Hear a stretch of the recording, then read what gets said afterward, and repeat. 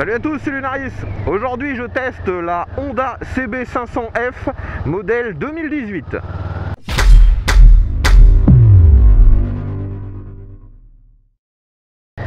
On se balade en Normandie avec le petit CB500. J'ai la chance aujourd'hui d'avoir un abonné qui m'a prêté sa moto alors qu'elle est toute neuve. Elle a moins de 3000 km, elle a exactement 2572. Modèle 2018 qui a été acheté il y a quelques mois. Si vous ne connaissez pas la Honda CB500F, c'est le roadster entrée de gamme, je dirais, pour le permis A2.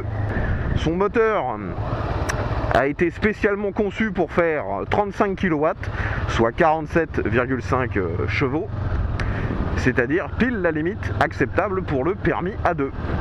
Il y a toute une gamme chez Honda avec la CB500, vous avez le Roadster, cette CB500F, vous avez une version sportive, la CB500R, puis une version un peu trail, la CB500X. Les modèles 2018 se distinguent par leur coloris. Honda, cette année, ils n'ont pas été très inspirés. On peut voir bien sûr qu'il y a ce joli bleu. Elle a été aussi disponible en rouge, en noir et dans un coloris que je trouve horrible. Elle est proposée en grise avec des pièces jaunes fluo. Le modèle 2018 se distingue par ses couleurs et aussi on le reconnaît facilement parce qu'il a une face avant avec un éclairage full LED, ce qui devrait pas mal améliorer l'éclairage de nuit et ce qui lui donne un look un petit peu plus agressif, un look un peu de Street Fighter. Par contre, ce qui dénote complètement sur le design, c'est les rétros. Ils sont efficaces, on voit très bien, ils sont facilement réglables, ils sont pile au bon endroit. Par contre, ils ont une forme extrêmement banale. On voit que c'est pas un modèle qui a été étudié spécifiquement pour cette moto et c'est un peu dommage. Ce véhicule est strictement d'origine. Le propriétaire n'a mis en option que des protections en cas de chute. Le reste de la moto est strictement conforme à l'origine. La moto ne fait pratiquement aucun bruit. Elle a son pot d'origine. Le bruit que distille cet échappement n'est pas désagréable. Il est très feutré. Quand on monte un petit peu dans les tours, on entend le moteur. C'est pas non plus totalement inaudible. Le bruit n'est pas désagréable.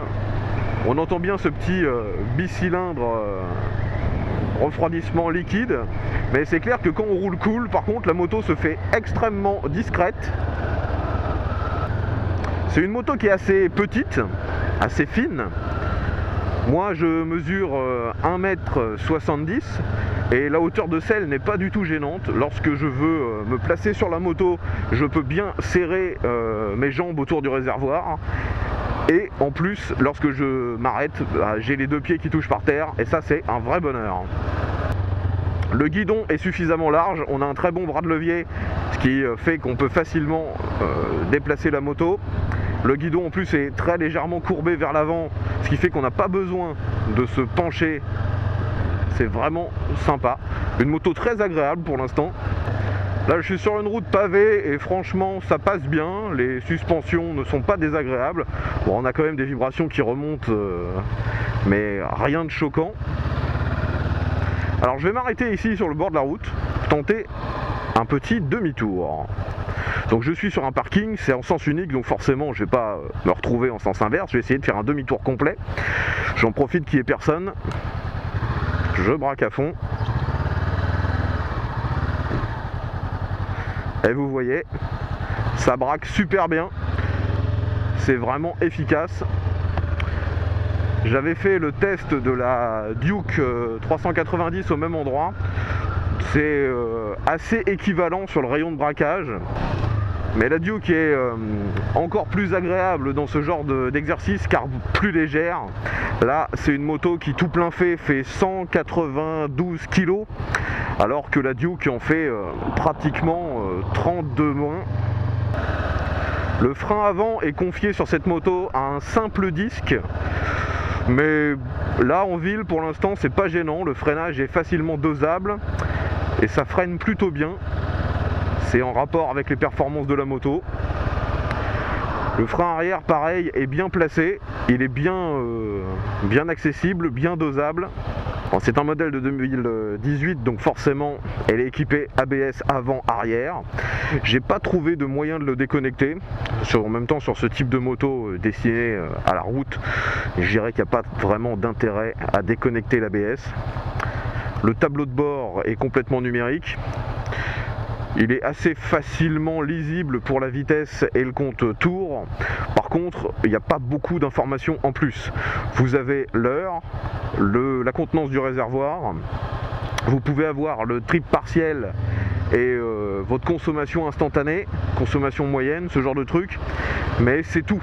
Comparé à un Duke 390, ça fait vraiment peu. La 4e Duke avait vraiment comme point fort d'avoir un ensemble de compteurs avec énormément d'informations. Là, il n'y a pas, par exemple, de témoins de rapport engagé. Au niveau esthétique, un truc que je comprends vraiment pas chez Honda. Vous voyez les clignotants avant-arrière, ils sont identiques. Ce sont des gros clignotants un peu old school avec encore des ampoules orange à l'intérieur. Sur un modèle 2018, ça fait vraiment bizarre. Ils ont mis l'intégralité du phare avant full LED et vous avez encore des clignotants avec des ampoules. Il y a comme un gros problème là.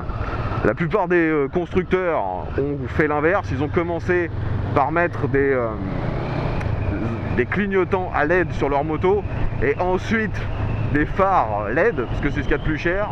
Et là chez Honda, je sais pas, ils doivent avoir des stocks de vieux clignotants à ampoule et ils veulent absolument s'en débarrasser.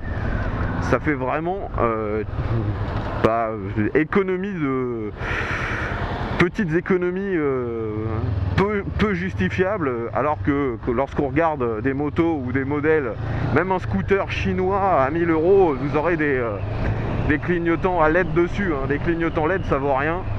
Honda essaie de grappiller le moindre centime sur des trucs où il n'y a pas lieu d'être, je dirais. Au niveau des commandes, ce modèle 2018 a un levier de frein réglable. L'embrayage par contre lui n'est pas réglable, ce qui est dommage franchement. Toutes les commandes au final, que ce soit au guidon ou le sélecteur ou même la pédale de frein, tout est vraiment super agréable, il n'y a aucun problème. Les commodos sont au standard de chez Honda, c'est des gros commodos. On a comme d'habitude chez Honda le klaxon qui est plus haut que les clignotants, ce qui fait qu'on a tendance parfois à se tromper, à vouloir mettre un clignotant et on donne un coup de klaxon. La moto est équipée de feux de détresse. Par contre, un truc que je trouve bizarre, il y a peut-être une procédure que j'ignore, mais je n'ai pas réussi à allumer les feux de détresse sans que le contact soit mis. Ce qui voudrait dire que si un jour vous voulez signaliser par exemple un accident sur la route et que vous mettez votre moto avant l'accident avec les feux de détresse, vous êtes obligé de laisser les clés dessus. Je trouve ça moyennement sécurisant. J'ai jamais vu aucune voiture où on était obligé de laisser les clés sur le contact pour mettre les feux de détresse, mais sur les motos malheureusement il y a parfois ce problème. Au niveau des accélérations, c'est efficace, mais alors c'est pas du tout sensationnel. Je dirais même que c'est l'inverse, c'est totalement aseptisé. Le frein fonctionne bien par contre, j'aime beaucoup la sensibilité de ce levier. Faut pas hésiter à tirer dessus pour avoir un gros mordant, mais franchement ça marche bien.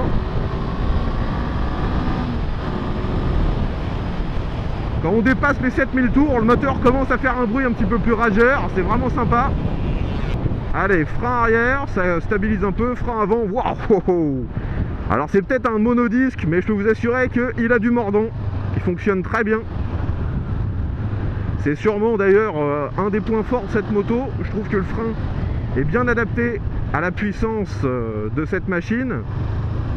Alors que sur la Duke 390 de première génération que j'avais testé, le frein manquait un petit peu d'endurance, un petit peu de mordant, il n'y avait rien de dangereux, mais un frein un peu plus balèze aurait été appréciable. Là pour l'instant, dans des conditions je dirais de roulage normal, en freinant même un tout petit peu fort, ça fonctionne très bien. Là je suis en 6 à 90, vous pouvez voir que je suis stabilisé à un petit peu plus de 4000 tours. Je vais essayer de regarder ma conso instantanée. Alors malheureusement vous voyez qu'il faut appuyer sur le compteur, ce qui nous oblige à nous décaler. Donc là, selon le compteur, j'ai une consommation de 3,5 litres au 100. Cette moto consomme vraiment très peu. Le réservoir, lui, fait 17 litres. Donc je vous laisse faire le calcul, hein. 3 litres 5 au 100 avec 17 litres. Vous pouvez facilement dépasser les 400 km d'autonomie. Là, en descendant à 3000 tours en 6, je suis tombé à 2 litres 6 au 100. Le propriétaire m'a annoncé que la consommation moyenne en roulant normal, c'est environ 4 litres au 100 en fait. Le rafraîchissement par contre de l'information de consommation instantanée est très lent. J'ai l'impression que ça se fait toutes les 10 ou 15 secondes. C'est pas agréable ça. La position de conduite est vraiment bonne, hein. J'ai les jambes et les genoux qui sont calés impeccablement dans le réservoir qui est suffisamment creusé. J'ai pas les jambes trop repliées vers l'arrière, alors que sur la Duke, bah oui, les jambes sont vraiment basculées vers l'arrière, les commandes sont un peu reculées. Là, on est très bien. Allez, on va dépasser tout ça. Bah, je peux mettre d'ailleurs mes feux de détresse, comme ça, je remonte tranquille, les jambes voient mieux. C'est vrai que je suis peu habitué aux feux de détresse, j'ai rarement eu des motos qui en étaient équipées. Et je trouve ça d'ailleurs aberrant qu'il y ait encore des motos neuves qui soient en vente sans les feux de détresse. Dans le rond-point, la moto est vraiment très vive, elle se penche facilement. Son pneu de 160 à l'arrière est sûrement une aide à la vivacité. Le camion qui me laisse passer, c'est très sympa à lui. Merci. Il n'y a personne.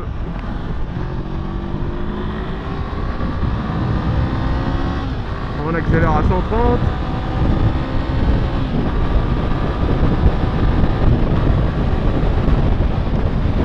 Bon, nous voilà sur l'autoroute.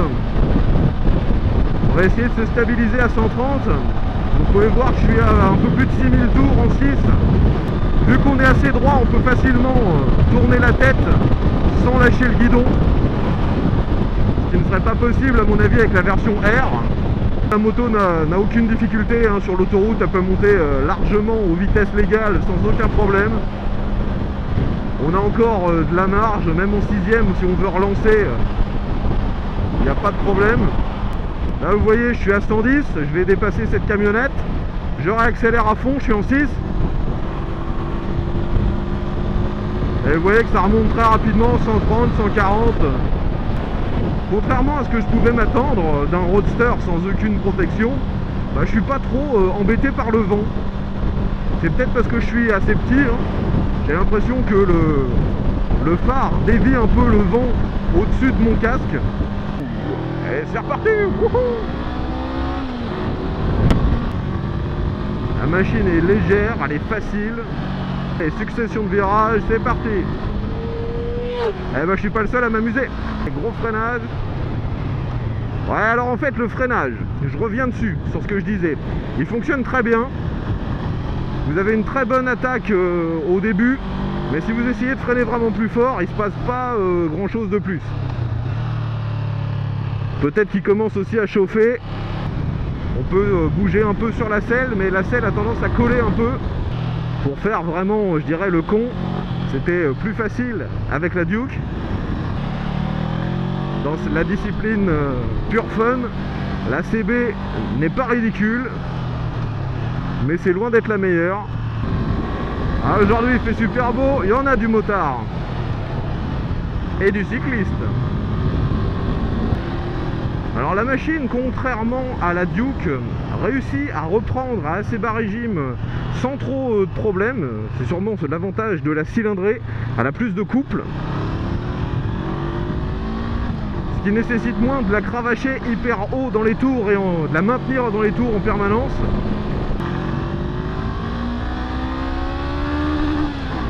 Et le rupteur arrive à peu près à 9000 tours. Mais franchement, arrivé déjà à plus de 8000, on sent, enfin un peu plus de 8000, on sent que la moto a tout donné. Ça sert à rien de monter beaucoup plus haut, vaut mieux passer de vitesse. Je me demande en fait si là où on apprécie le plus cette moto, c'est pas justement quand on roule super cool. Il n'y a pas de bruit, on profite du paysage, on est bien installé, la selle est pas trop dure, on a une bonne visibilité, on se casse pas les jambes ni les poignets. Je suis en 6ème à 50, on voit que ça commence à brouter légèrement. Mais si je réaccélère, ça reprend. Essayons de descendre à 30. 30 en 6ème. personne derrière. Ouais, 30 en 6ème là par contre ça reprend mais très difficilement, ça fait cheval à la bascule. On est à 2 doigts de caler. C'est un bicylindre, c'est normal, c'est pas aussi souple qu'un 4 cylindres, mais franchement c'est quand même très bien. J'ai connu des bicylindres qui étaient bien moins souples que cette moto. Pour conclure sur cette CB500F, est-ce que c'est la plus belle des motos accessibles pour le permis A2? Clairement pas. Est-ce que c'est la plus fun? Non plus. Est-ce que c'est la plus sport? Toujours pas. Est-ce que c'est la plus pratique? Je pense pas non plus. Mais alors quel est l'intérêt de cette machine? Eh bien c'est parce que sur tout ce que je viens de vous dire, elle est très bien. C'est pas la meilleure, mais elle se défend très bien. Elle est bonne dans pratiquement toutes les catégories, mais elle n'excelle dans aucune. Donc après c'est à vous de voir ce que vous recherchez sur une moto. Si vous cherchez une moto polyvalente, que vous pouvez utiliser au quotidien, qui vous coûtera pas trop cher en assurance, ni en consommable, ni en consommation. Si vous cherchez une moto qui peut aussi bien rouler un peu fort le week-end quand vous avez envie et rouler super cool sans faire peur à personne et sans gêner les autres la semaine, bah je pense franchement que vous devriez étudier cette CB500F. Elle correspond pratiquement à tous les critères que je viens de citer.